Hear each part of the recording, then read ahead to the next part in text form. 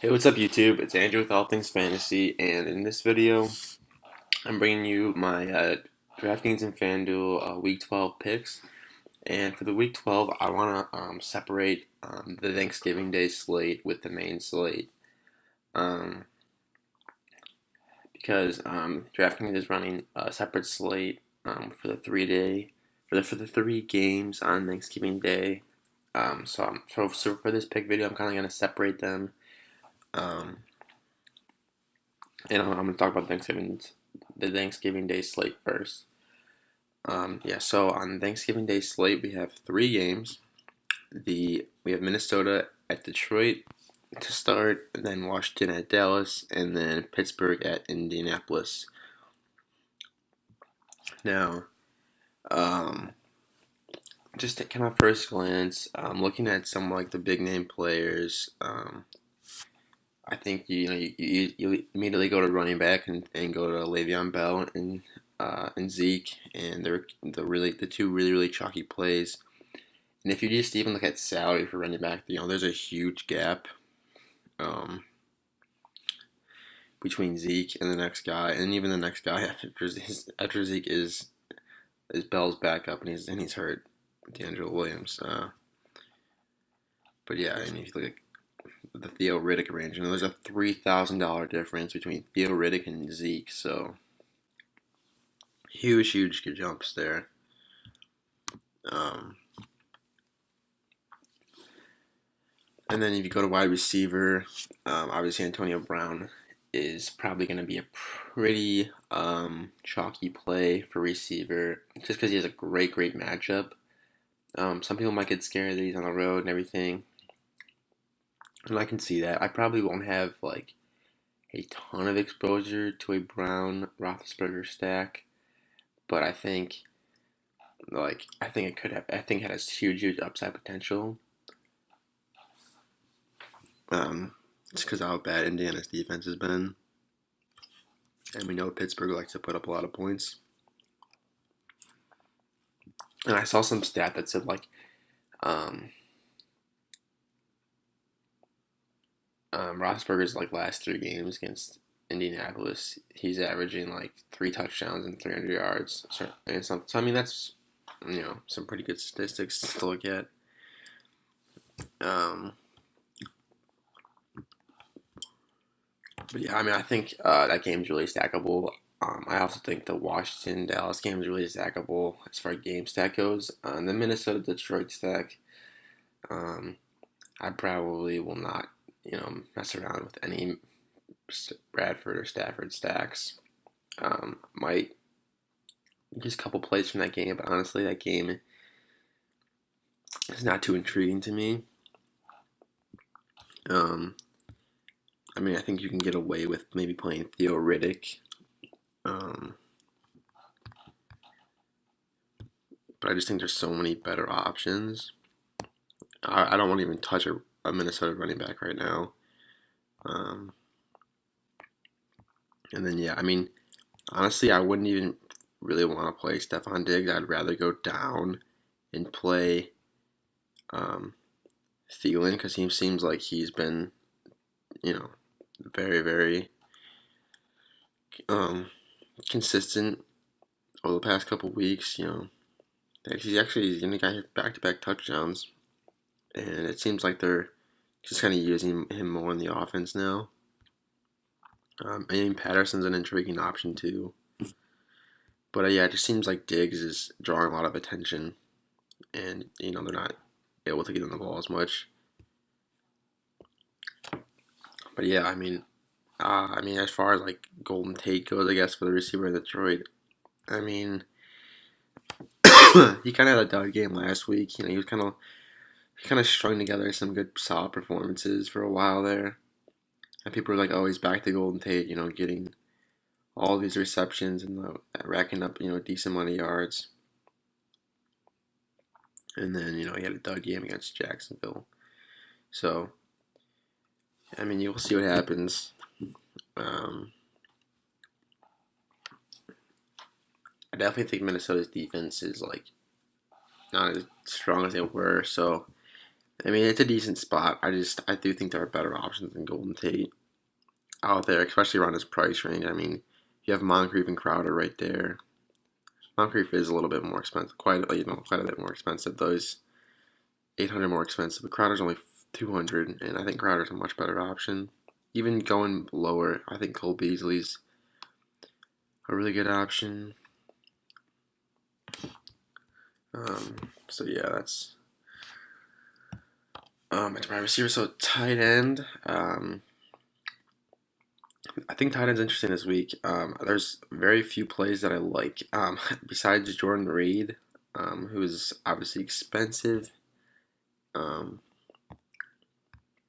but I think in any game where Washington is going to need to keep pace and put up points, to stay in the game, Jordan Reed is always going to be targeted and is always going to be a threat to put up multiple touchdowns. And I think you got to keep that in mind.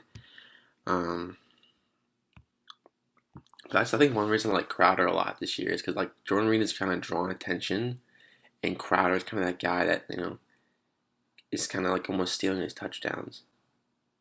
And I mean, it's been good for me. I really have had a lot of exposure to him, so it's been good. But you kind of just never know when Jordan Reed is going to kind of just break out and have one of those monster games. I think Thanksgiving's a perfect time to do it. He always kind of perform on the big stage too. So look out for that. But I think Jason Witten's like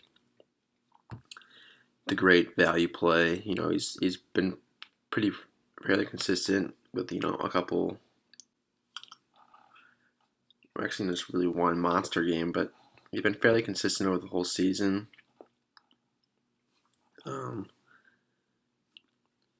And like I said, this game's gonna be high scoring. I like Jason Witten to maybe catch a touchdown. So those are really two guys I'm really looking at. I mean, a lot of people have been talking about Eric Ebron lately. Personally, I'm not a fan. I mean, you can't deny his numbers though. But yeah, personally, I just not a huge fan of Eric Ebron, and I don't know. I'm really just trying to like avoid as much as the Minnesota game as I can. Kyle Rudolph was a guy who I really loved earlier in the season. I was always playing Kyle Rudolph, and he kind of disappointed me in some spots. Like the games I played him in, he did shitty. I think games I kind of faded him, didn't really play him. Um, he did good. So I mean, there's never know with Kyle Rudolph.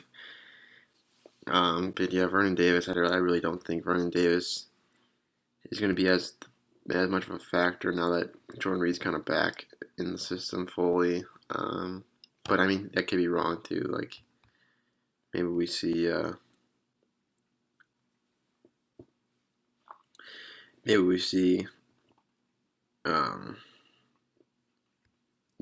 Davis start getting some more action again. I know Ladarius Green has been talked up a lot, but he did drop a dud last game, and I just don't know how involved he's going to be in this offense.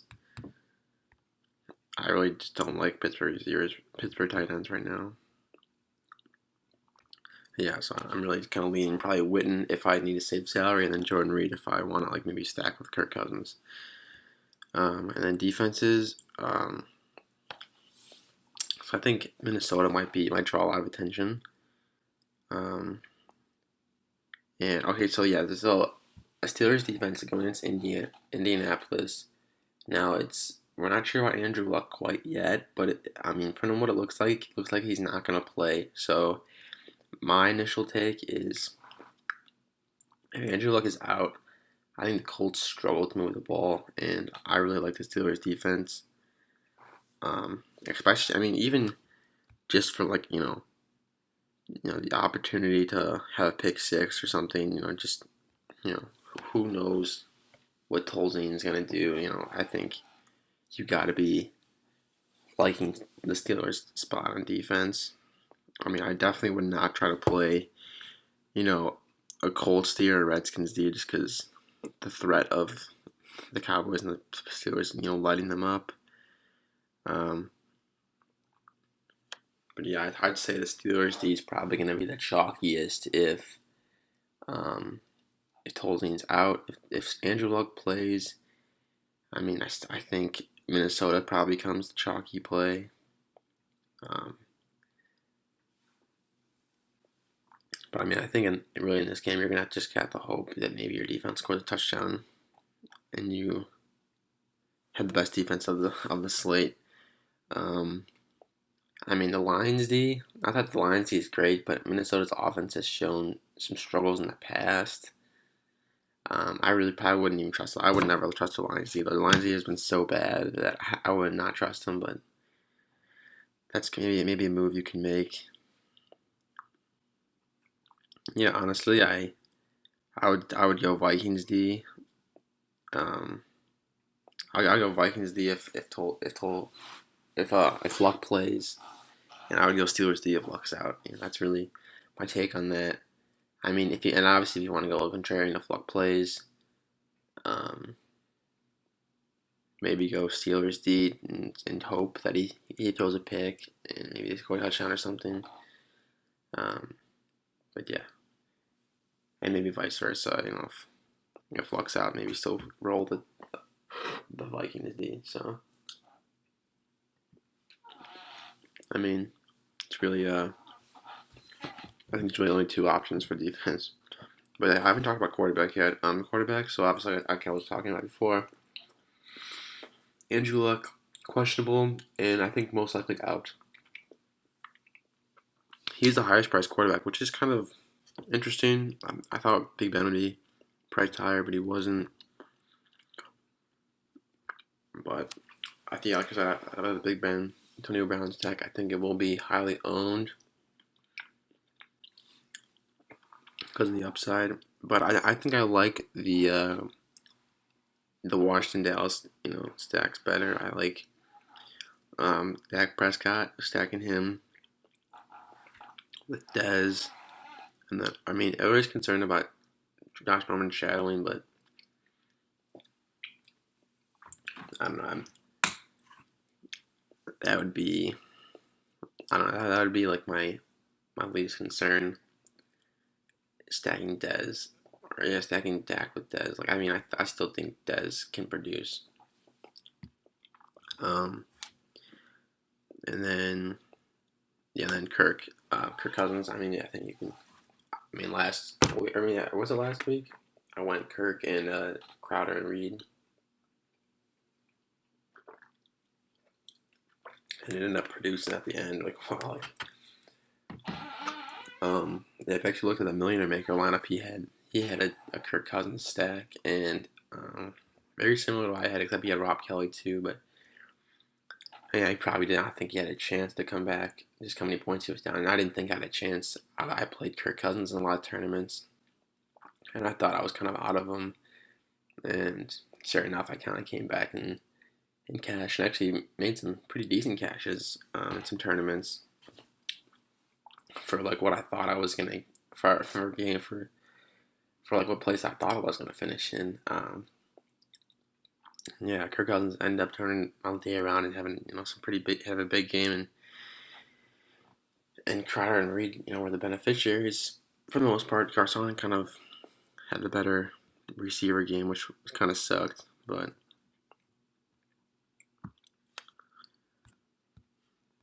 Um, but yeah, so that's kind of where my head's at for quarterback.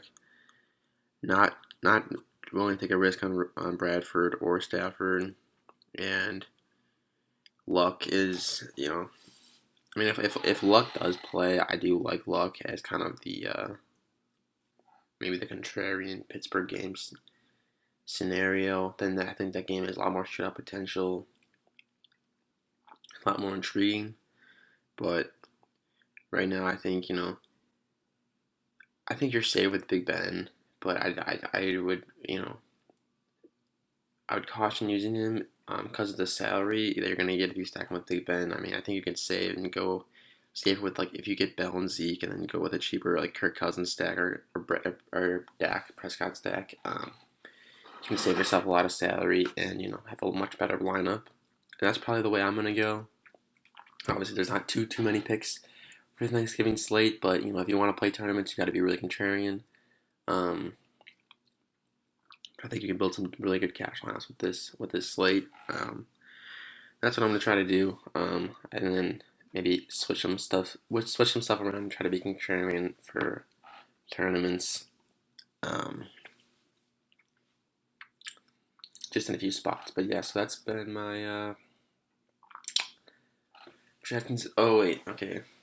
Yeah, so I think I'm gonna split these videos up just because this video is already 15 minutes long, and that was only the Thursday slate. So what I think I'm gonna do is I'm gonna end this video here, and then I'm gonna release another video, maybe after Thanksgiving, or I mean maybe later today. Who knows? But then I'll release my other video for the main slate. So thanks for all for watching, and I'll see you in the next one.